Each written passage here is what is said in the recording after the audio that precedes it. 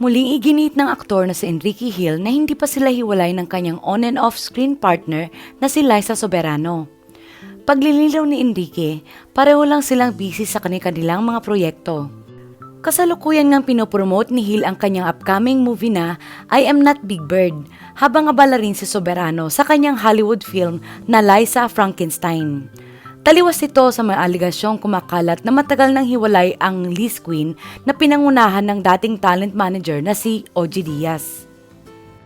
Muling iginit ng aktor na si Enrique Hill na hindi pa sila hiwalay ng kanyang on and off screen partner na si Liza Soberano. Paglilinaw ni Enrique, pareho lang silang busy sa kanilang mga proyekto.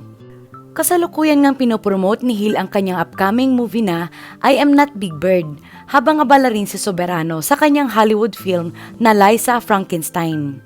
Taliwas ito sa mga aligasyong kumakalat na matagal nang hiwalay ang